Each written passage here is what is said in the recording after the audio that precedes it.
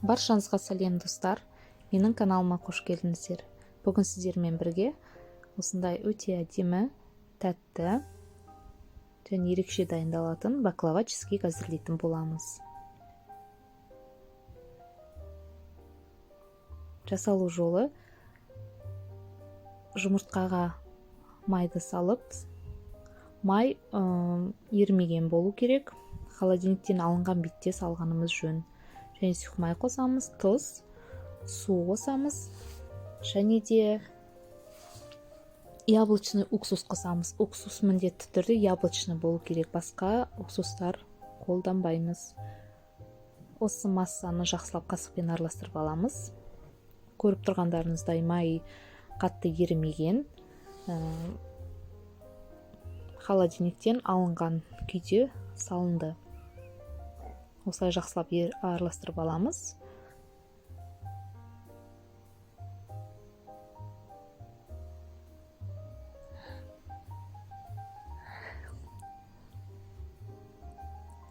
Онға разрыхлительді қосып, қасықпен араластырып, сұйық массаға шамалап салып отырып, қамыр илеп алуымыз қажет. Онды барлығын бірден салып жібермейміз, шамал-шамал осылай салып аламыз.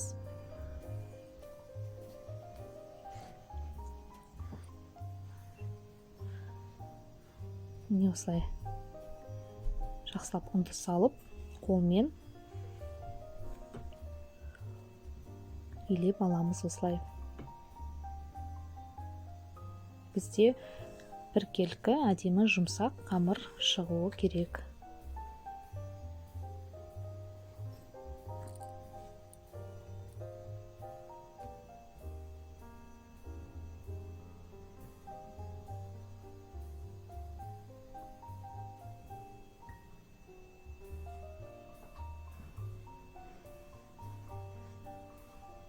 Міне осындай қамыр дайын болды.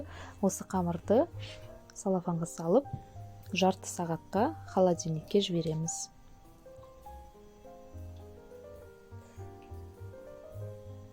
Енді біз ореховая начинка дайындаймыз. Ол үшін блендермен сатылған грек жаңғағына сахарная пудра, май және натуральный табиғи бал қосып, осыны жақсылап қасықпен араластырып аламыз.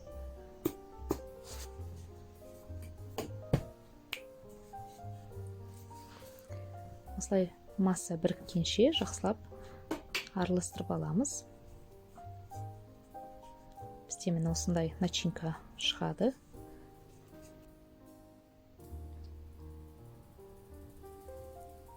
Кукурузный крахмалды себемізде осылай қамырды 8 бөлікке бөліп алуымыз қажет. Ұн қолданбаймыз, тек қана кукурузный крахмал қолданғанымыз жөн. Себебі кукурузный крахмал біздің қамырды, тестаны піскен кезде жұқа етіп, қытырлақ етіп пісіріп шығады. Ұнды мүлдем қолданбайсыздар, тек қана кукурузный крахмал сеуіп отырып жаямыз. Міне мен осылай 8 бөлікке бөліп алдым. Және де әр бөлікті осылай оқтаулап алуымыз қажет болады. Жұп-жұқа етіп оқтаулаймыз.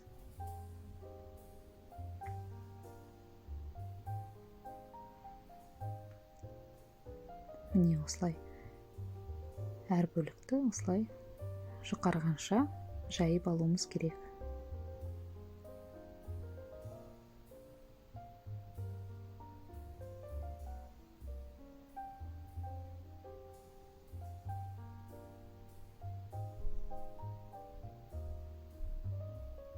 Міндетті түрде кукурузный крахмал сеуіп отырғанымыз жөн.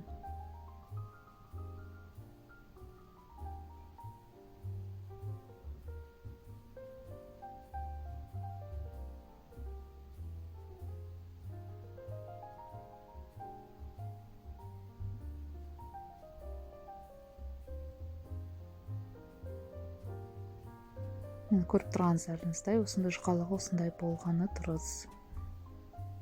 Ендігіде чизкейкті дайындаймыз. Ол үшін творожный сырға сахарный пудраны салып, жақсылап миксерлеп аламыз.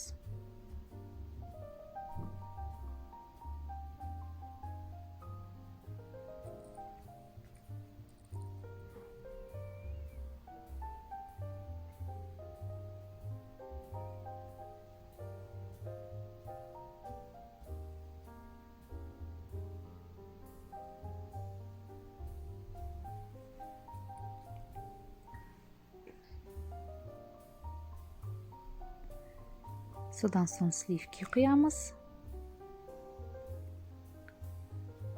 Тағы да жақсылап біріккенше миксерлеп аламыз.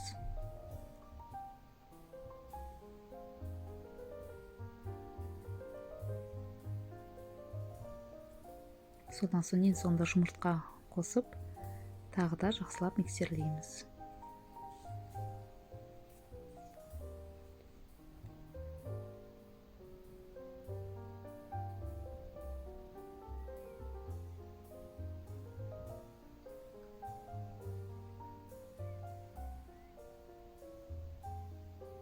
Бізде міне осындай масса шығады. Ендігі дайын болған жаңағы жайған қамырларымызды осылай формаға жайғастырып отырамыз. Әр слойға осылай еріген майды жағып отыруымыз қажет. Осылай кесіп алып, міне осылай кольцоға кигіземіз. Әр слойға осылай май жағып отыруды ұмытпаңыздар.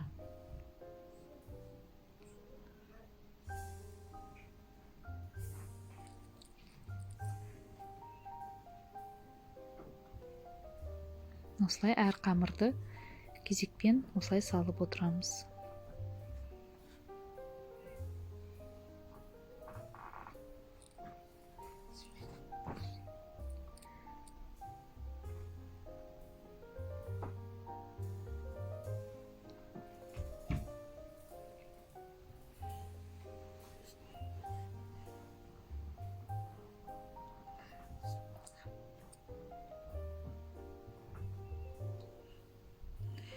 Барлық қамырды осылай жайып болған соң, ең түбіне осылай ореховый начинканың жартысы бөлігін осылай жайып шығамыз. Жартысы бөлігін ғана жаямыз.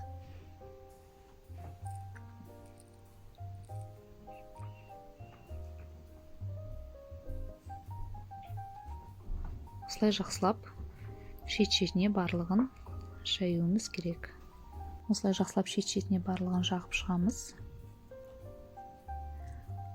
Осы ореховый начинканың үстіне жаңағы жасалынған массамызды құямыз.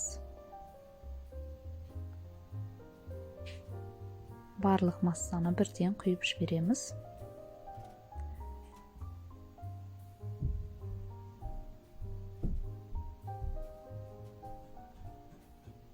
Міне осылай жақсылап шет-шетін бірыңғай етіп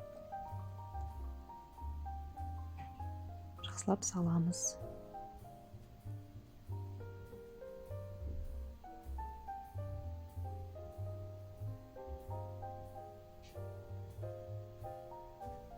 Ендігіде осы массаның үстіне жаңағы ореховый начинкамызды жайып шығамыз. Екінші бөлігін осылай саламыз. Осылай салып, жақсылап шет-шетіне барлығына жайып шығамыз.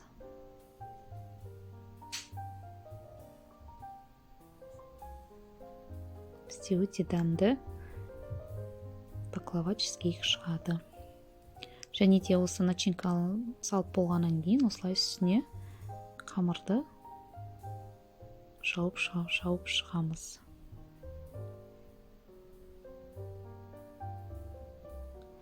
Әр слойдың ортасына жаңағы еріген майдан жағып отырамыз.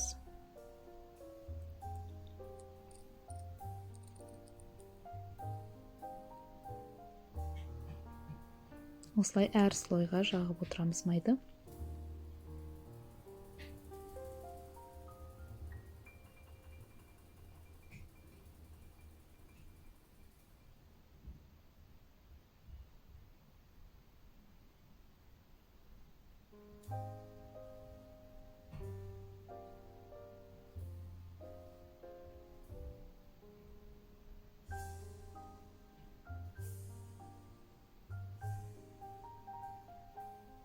Осы тәттіні міндетті түрде жасап көріңіздер. Сіздерге ұнайды деген үміттемін. Өте дәмді, ерекше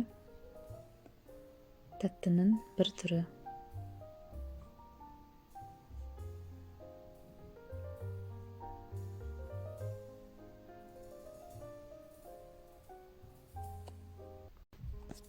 Осылай қамыр біткенше осылай жақсылап әр слойдың ортасына майды жағып, қамырды осылай жауып отырамыз. Осы баклаваны 160 градуста ысып тұрған пешке 1 сағат қызарғанша жақсылап пісіріп аламыз. Пешті алдын ала қыздырып қойыңыздар. Ендігіде бізге сироп әзірлеуіміз керек. Ол үшін қантқа суды құйып, жақсылап отта қайнатып алуымыз қажет.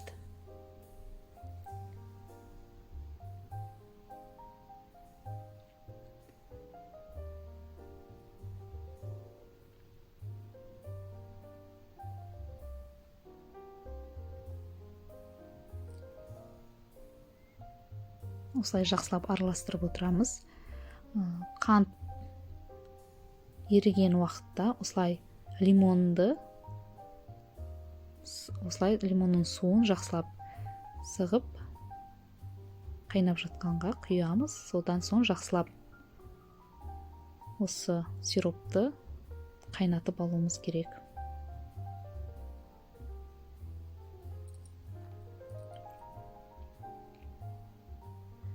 Ішіне жаңағы лимонды салып жібереміз де 5 минут қақпағын жауып, жақсылап сақырлатып қайнатып аламыз. Міне біздің баклава пісіп шықты. Пештен алған бетте ыстықтай күйінде осылай сиропты жақсылап бетіне құйып шығамыз. Дайын болған баклаваны сіздер салқынға 5-6 сағатқа жіберіп, сосын барып кессеңіздер болады. Мен ыстық күйде кесіп қойып, ішіндегі чизкейк кішкене ағыңқырап тұрды. Егер салқынға қойсаңыздар, іші қатып өте керемет болады. Осы баклаваны әзірлеп көріңіздер, міндетті түрде сіздерге ұнайтын болады. Егер де менің видеом сіздерге ұнап жатса, осы видеоның астына лайк қойып, комментарий жазып кетіңіздер. Және де менің жаңа видеоларымды жіберіп алмау үшін менің каналыма тіркеліп қоюды сұраймын. Сіздерге сәттілік тілеймін.